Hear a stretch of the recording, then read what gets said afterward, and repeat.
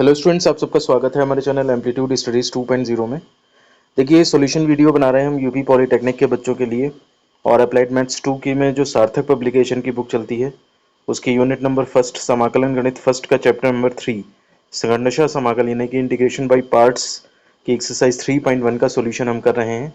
और पिछले वीडियोस तक हम जो है वो क्वेश्चन नंबर 30 तक सॉल्व कर चुके हैं। आज के वीडियो में हम क्वेश्चन नंबर 31 से स्टार्ट करते हैं। तो देर न करते हुए वीडियो को शुरू करते हैं। देखिए, क्वेश्चन नंबर 31 है हमारे पास, integral x upon 1 plus cos x d x. तो इसमें आप यहाँ पर देखिए कि 1 प्लस कॉस एक्स है अपॉन में, और ये इस तरह से सॉल्व नहीं हो पाएगा, तो हम कॉस एक्स का फॉर्मूला लगा देते हैं कॉस 2 थीटा वाला। तो उससे थोड़ी बात बनेगी जा करके। तो यहाँ पर 2 cos square x by 2 minus 1 कर दिया, जिससे कि 1 कट गया, और यहाँ पर हाफ को तो बाहर निकाल लिया, और x sec square x by 2 ये आपका बन जाता है फंक्शन। इसमें देखिए अलजेब्रिक फंक्शन है, ट्रिग्नोमेट्रिक फंक्शन है, तो आइलेट रूल से देखें तो अलजेब्रिक को फर्स्ट और ट्रिग्नोमेट्रिकल को सेकंड मानना चाहिए फंक्शन। तो इसलिए हमने एक्स को फर्स्ट फंक्शन मान लिया, सेक स्क्वायर एक्स बाई 2 को सेकंड फंक्शन मान लिया। और अब इंटीग्रल बाई पार्ट्स का फॉर्मूला इस्तेमाल कर लेते हैं। तो यहाँ पर अगर आप देखें तो first integral of second minus great integral differentiation of first integral of second, और फिर कंबाइन करके डीएक्स। अब यहाँ पे सेक स्क्वायर एक्स बाई 2 का इंटीग्रल क्या होता है, तो देखिए tan एक्स बाई 2 होता है, और एक्स के गुणांक से डिवाइड, तो वो यानी कि हाफ से डिवाइड कर दिया। एक्स का डिफरेंशिएशन यहाँ पे 1 हो गया, सेक स्क्वायर एक्स का उसी तरह से tan एक्स बाई 2 और 1 अपॉन गुणांक से डिवाइड कर दिया यहाँ पे, और कंबाइन मिला करके dx यहाँ पे आ गया। इसमें क्या हुआ, ये 2 ऊपर आ गया और 2x tan एक्स बाई 2 हो गया, माइनस इसका 2 ये बाहर कर लिया था, और tan एक्स बाई 2 जो है वो आपका यहाँ पे बचता है dx। 2 देखिए बाहर से कट जाता है, तो ये आपका simple x tan x by 2 बचा, माइनस, और यहाँ पर जो है वो आपका tan का इंटीग्रल जो है वो कितना होता है, log x होता है, log sec x होता है। तो यहाँ पर tan x बाई 2 का इंटीग्रल जो है वो log sec x बाई 2 और x के गुणांक से डिवाइड, तो ये इस तरह से हो गया, ये 2 बन जाएगा, और log sec x बाई 2 ये बन गया, और इस तरह से ये क्वेश्चन सॉल्व हो जाता है। तो एक्सरसाइज के लास्ट में ये क्वेश्चंस हैं, लेकिन चूंकि बोर्ड्स में आए हुए क्वेश्चंस हैं तो इसलिए वो लास्ट में जोड़ दिए जाते हैं, अंदर उसका क्रम परिवर्तित नहीं किया जाता है। इसलिए आपको अपेक्षाकृत आसान क्वेश्चन लास्ट में देखने को मिल रहे हैं। इसके बाद क्वेश्चन नंबर 32 देखिए, ये है हमारे पास integral e to the power ax cos bx। ये फेमस क्वेश्चन है, आपको एग्जाम्पल्स में भी मिला होगा इस तरह का क्वेश्चन, और इसको करने का यही तरीका होता है कि यही फंक्शन रिपीट करके अंदर बन जाता है, और फिर उसको आई करके और फिर लेफ्ट में ले आते हैं, और तब इस तरह से सॉल्व होता है। इसका फॉर्मूला वैसे डायरेक्ट जो है वो रटना भी पड़ता है, लेकिन चूंकि यहाँ पे उसी को प्रूफ करने के लिए दे रखा है, तो इसलिए आपको जो है वो करके दिखा रहे हैं हम। और यहाँ पर ध्यान रखिएगा आई इक्वल टू, ये जो फॉर्मूला है इसका फाइनल आंसर ये याद भी रखिएगा, क्योंकि आपसे जो है वो एक एक नंबर के क्वेश्चन जो होते हैं मल्टीपल चॉइस के क्वेश्चन, उनमें ये पूछा भी जा सकता है। तो आगे मिलेगा भी देखने को आपको ये। तो यहाँ पर देखिए इसमें क्या है कि सबसे पहले हम आइलेट के हिसाब से, और ट्रिग्नोमेट्रिकल फंक्शन है और एक्सपोनेंशियल है, तो एक्सपोनेंशियल को सेकंड फंक्शन और ट्रिग्नोमेट्रिकल को फर्स्ट फंक्शन मान लेते हैं, ये आइलेट के हिसाब से। और फिर इसमें देख लीजिए आप, first integral of second minus d by d x of first integral of second, और ग्रेट इंटीग्रल, और फिर d x. E to the power x का इंटीग्रल क्या हो जाएगा, e to the power x गुणांक से डिवाइड, यानी कि 1 अपॉन ए, इस तरह से आ जाएगा। ये पूरा चाहे एक ब्रैकेट लगा दीजिए और इसके बाद शुरू में लिख दीजिएगा। तो ये आपका e to the power a x upon a हो जाएगा कॉस बी एक्स, इस तरह से ये हो जाता है। और आगे अगर बात करेंगे तो यहाँ पर आप देखेंगे कि कॉस बी एक्स का जो इंटीग्रल है वो साइन बी एक्स हो जाता है। कोफिशिएंट जो है वो इसका क्या बोलते हैं, नहीं इसका डिफरेंशिएशन करना है ना, तो कॉस बी एक्स का साइन बी एक्स, और बी एक्स का एक बार और करेंगे तो बी आगे आ जाएगा आपका। इसके बाद e to the power x का उसी तरह e to the power x upon a हो जाएगा, बी अपॉन ए ये बाहर कर लिया हमने, और integral e to the power x sine b x d x बना। तो आप यहाँ पर ये देखिए कि जब एक बार हमारे पास क्वेश्चन ये था कि e to the power x cos b x, तो यहाँ पर आप आकर के वो ई टू द पावर एक बार बाई पार्ट्स जब लगता है तो e to the power x sine b x बनता है।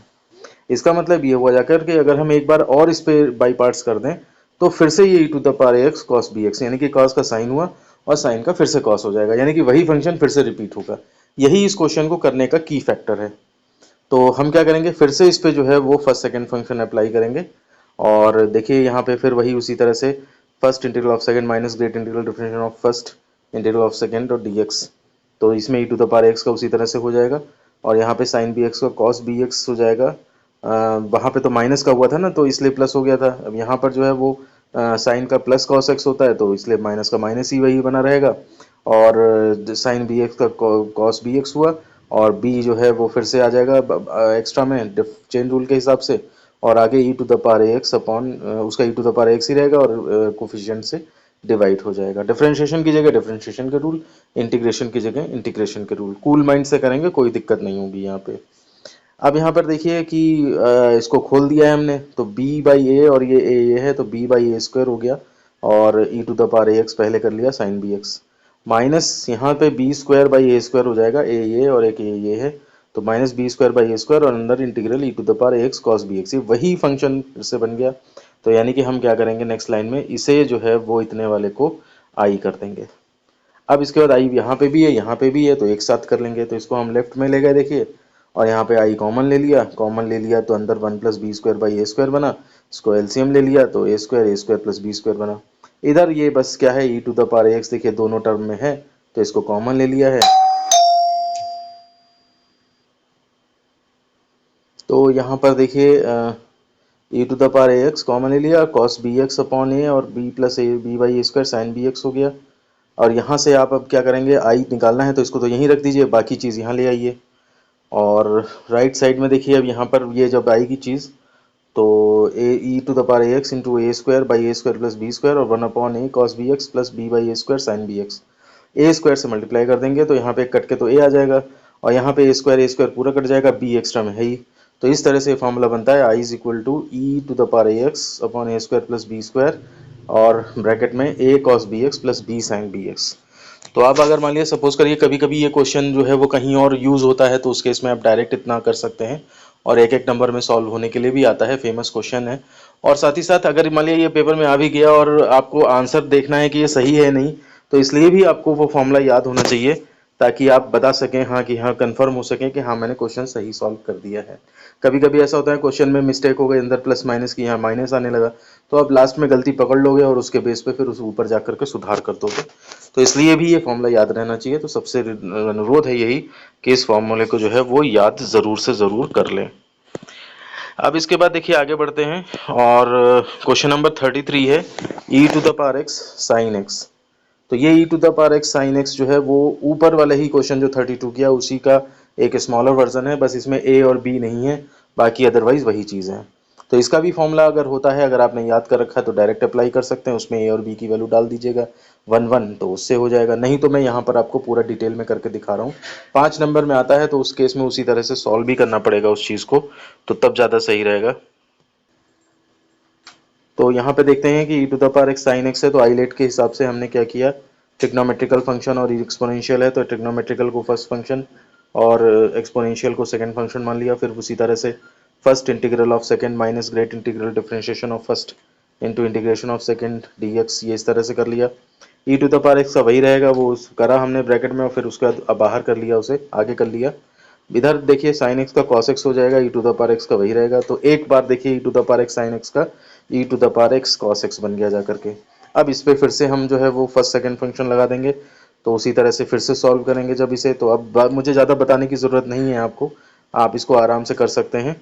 तो उसी तरह से प्रोसीजर फिर से करेंगे, तो e to the power x cos x ये आ जाएगा, माइनस खोल भी दिया है, कॉस एक्स का डिफरेंशिएशन माइनस साइन एक्स होगा जा करके, तो माइनस ए प्लस हो गया है।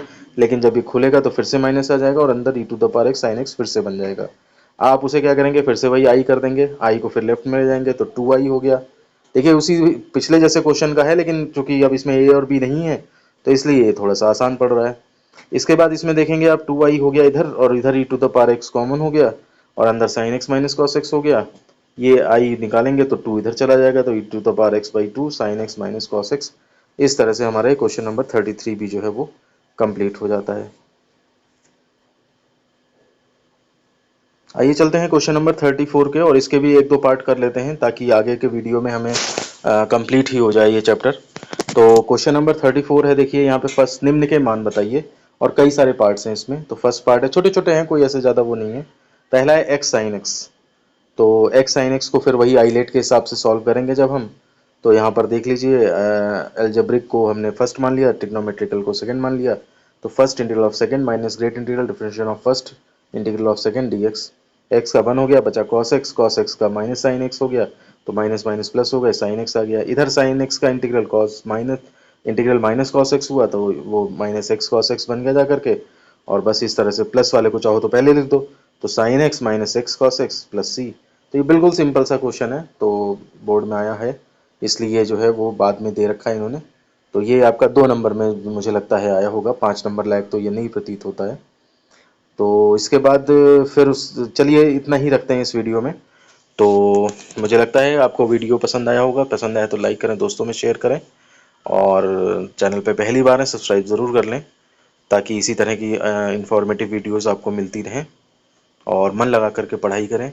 थ्योरी क्लासेस अगर आपने नहीं देखी है तो वीडियो के कमेंट बॉक्स में, वीडियो के डिस्क्रिप्शन में आपको लिंक मिल जाएगा, वहाँ से आप जो है वो देख सकते हैं थ्योरी क्लासेस। उसी के बाद तब आप खुद प्रैक्टिस करें, एग्जाम्पल करें, खुद प्रैक्टिस करें। कई सारे एग्जाम्पल्स क्वेश्चंस उसमें करा भी दिए हैं मैंने, और एक्सरसाइज फिर अपने आप ट्राई करें। जब ना आए तब आप इन वीडियोज़ को रेफ़र करें जो मैं ये दे रहा हूँ। अदरवाइज हर कोई बोलता है कि वीडियो को ज़्यादा से ज़्यादा बार स्टडी करें या करें, लेकिन मैं खुद बोल रहा हूँ कि ये सॉल्यूशन वीडियो है। पहले आप अपना दिमाग, अपनी तार्किक शक्ति का उपयोग करें, और जब उससे बात ना बने तब आप जा करके यहाँ से सॉल्यूशन देखें, और वो भी हिंट देखें, कैलकुलेशन पूरी छापें ना, केवल हिंट देखें, उसके बाद उसको खुद से करें, तो ज़्यादा आपको फ़ायदा मिलेगा। इन्हीं शब्दों के साथ वीडियो ख़त्म करते हैं, मिलते हैं आपसे नेक्स्ट वीडियो में। धन्यवाद।